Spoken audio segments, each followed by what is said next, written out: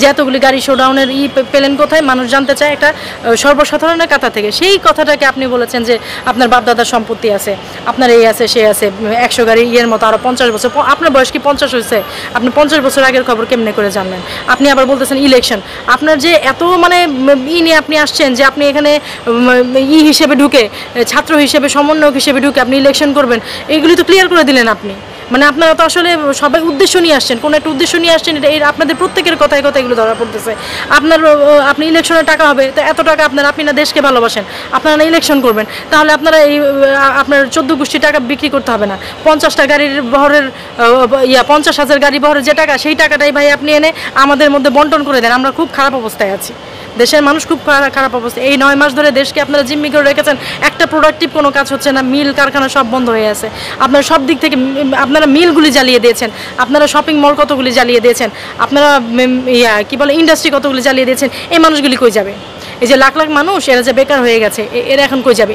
এদের খাবার দাবার ব্যবস্থা করছেন, এদের ব্যবস্থা করছেন, আর আপনাদের কথায় কথায় কেন জ্বালাতে পুরাতে হবে? আপনারা মানুষকে না করতে পারেন না, আপনাদের নির্দেশনা দিতে পারেন কেন জ্বালায়? আপনারা দখল করে সাধারণ মানুষের জন্য আপনারা কাজ করেন।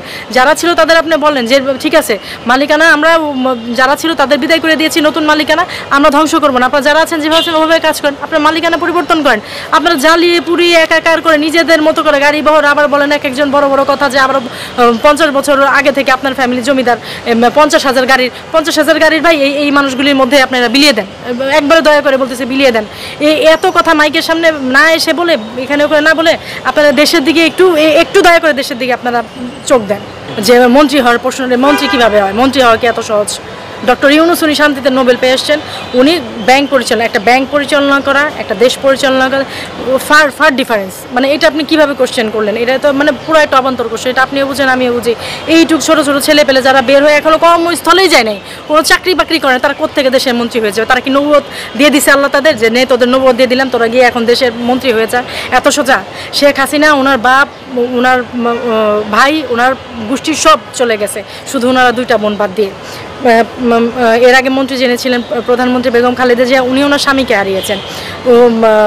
ওনারা হচ্ছে এই দেশে পরপর 2জন মহিলা প্রধানমন্ত্রী ছিলেন। সে বাংলাদেশের ইতিহাসে এই পরপর 2টা প্রধানমন্ত্রী এরকম পৃথিবীর কোনো দেশে নাই যে মেয়েরা এরকম শাসন করছে।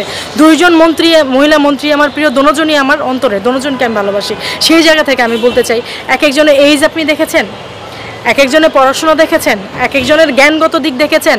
মানে এরা কী জ্ঞানী হয়ে গেছে যে এই দেশের মনে করেন মন্ত্রী হওয়ার মতো যোগ্যতা রাখে। আপনি কি জিজ্ঞেস করেন না 68,000 গ্রামে আপনার ক্লিনিক, আপনার বলে আপনার ক্লিনিক কতগুলি, সেটা তো আনসার দিতে পারবে না। 68,000 কমপ্লেক্সে ওই থানা স্বাস্থ্য কমপ্লেক্স কয়টা সরকারি, সেটাই তো বলতে পারবে না। কত মেগাওয়াট কোন বিদ্যুতে কী করে, সেটাই তো বলতে পারবে না।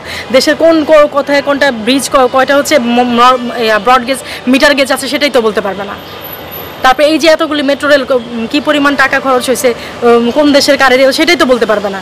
মানে এটা খুব সহজে, মানে আমি আসলাম আর আমি মন্ত্রী হয়ে গেলাম, গাড়ি তাহলে তো আমিও মন্ত্রী হয়ে যাব। আমি যা দেখতেছি, মানে এদের তুলনায় তাও টুকটাক, আমার স্বল্প ইঁদুরের মতো ক্ষুদ্র জ্ঞান, আমার তাও টুকটাক জ্ঞান আছে, এদের তো তাও নাই। এই দেয়ালে লিখে রাখছে যে কি গঙ্গা কি রক্তে লাল করে দিবে, এইগুলি কোন ধরনের কথা? আপনারা যদি মন্ত্রী শোনেন, মানে আমার কথাগুলি বেমানান লাগতেছে। মন্ত্রী হওয়ার যদি যোগ্যতা থাকতো, তাহলে পরে ওই ফার্স্ট যেটা ভুল করেছেন আপনারা, সেটা হচ্ছে গিয়ে আপনারা আগেই প্রধানমন্ত্রীর গণভবনে গিয়ে স্টুডেন্টরা, আপনার এই যে একটা বয়স্ক মানুষ, তার পার্সোনাল যে আন্ডারগার্মেন্টস, এগুলি নিয়ে আপনারা যে উত্তাল যে অঙ্গভঙ্গি করেছেন, ফার্স্ট হচ্ছে আপনারা নারীর মর্যাদা দিতে যায় না। শোনেন, একটা জিনিস হচ্ছে সম্মান দিলে মানুষ সম্মানিত হয়, সম্মান কখনো কমে না। আপনারা ইসলাম টানেন বারবার। ইসলামে নবীজি কই বলেছেন যে অসম্মানিত করতে? একটা কয়েদিকে পর্যন্ত সম্মান করার আছে, সে জায়গায় আপনারা অসম্মানিত করলেন প্রধানমন্ত্রীকে। এরপরে নেক্সট কি আসলো? কতগুলি মেয়ে বাচ্চা ধর্ষণ হলো, তাদের কোনো বিচার হইল না। আচ্ছা গেল। এরপরে সেই দিন ধানমন্ডি 32-এ একটা মেয়ে, সে একটু গেছে হচ্ছে গিয়ে আপনার তার ইথিক্সের জায়গা থেকে যে একটু ফুল দিতে গেছে, সেই মেয়েটাকে টেনে হিচড়ে আপনারা নিয়ে হত্যা মামলা দিচ্ছেন। কারা যে হত্যা করছে সেটাও যায় না। তো এগুলি কী ধরনের খেলায় আপনারা মেতেছেন? মানে এগুলি কি আপনারা মন্ত্রী হতে পারবেন? সেটার কি কোনো কাজ? মন্ত্রী হতে পারবেন সে রিলেটেড কোনো কাজ? দেশের এখন অর্থনীতিকে আপনারা ঠিক করতে পারছেন না, খালি বলছেন ওই সরকার এই করেছে, আরে বুঝলাম ওই সরকার খারাপ, আপনারা ভালো করেন এই 9 মাসে, আপনারা তো কিছুই ভালো করতে পারেন নাই। জ্বালাও পড়াও ঠিক আছে, সব ঠিক আছে, দেশের যার মতো মারতেছে, এই করতে মানুষ মেরে হত্যা করে সানসেটের উপরে রেখে আসতেছে, সেই বিচার আপনারা করতে পারেন না। আর্মির সামনে, র্যাবের সামনে। আমার কথা হচ্ছে দলীয়ভাবে যেই দলীয় হোক, মহিলা মানুষকে নিপীড়ন করে, এটার কোনো প্রতিবাদ আপনারা করেন না, মহিলা মানুষকে আপনারা সম্মান দিতে জানেন না, যেখানে হচ্ছে আপনারা একটা রাষ্ট্রের মানুষের সম্মান যেটা বাকস্বাধীনতা এটারই কোনো নিরাপত্তা দিতে পারে না। কোন একেলে মানে আপনি আমাকে এরকম কোশ্চেন করেন যে তারা মন্ত্রী তো মানে মন্ত্রী হওয়ার উপযুক্ত কিনা। ফার্স্ট স্টেজেই তো তারা ফেলিওর, আর সেকেন্ড থার্ড স্টেজে সেগুলি তো দেখতেছি যে অলরেডি ফেলিওর। তো কেমনে করে তারা মানে এই করবে? বিশ্বাস রাখেন নিজের উপরে। আমরা বাঙালি, আমরা সারা জীবন বাঁশ নিয়ে লাঠি নিয়ে আমরা কৃষক শ্রমিক মজুর সাথে হচ্ছে গিয়ে আমাদের একটা অটুট বন্ধন আমরা এক জায়গায় করে ফেলি আবার আগের মতো। এবং আমাদের যে সামনে জেনারেশন আছে, এই যে তারেক জিয়া ওনাদের বয়সে যারা আছেন, আমি কিছুদিন আগে ফেসবুকে দেখলাম আমাদের মুফাসসির স্যার, সালাউদ্দিন স্যার, তারপরে হচ্ছেন আমাদের তারেক জিয়া এবং আমাদের সাজিব ওয়াজেদ জয়, আপনারা চলে আসেন দেশে, চলে এসে আপনারা নিজে, এই দেশ আপনাদের, এই দেশ অন্য কারণ না, আপনারা জন্মগতভাবে এটা আপনার আমার অধিকার, আমাদের বাঁচান, আমরা আপনাদের ছোট, আমাদের বাঁচান, এই দেশটাকে বাঁচান, প্লিজ আপনারা চলে আসেন। এভাবে করে আর মিথ্যে কোনো নিয়ে থাকবেন না। আবার ৭১-এর মতো এক হোক, আবার ৫২-র মতো এক হোক বাঙালি জাতি, কেউ পারবে না আমাদের রুখতে। বিশ্বাস রাখেন নিজের অনন্ত। আমরা বাঙালি, আমরা এক অনন্য জাতি, এটাই।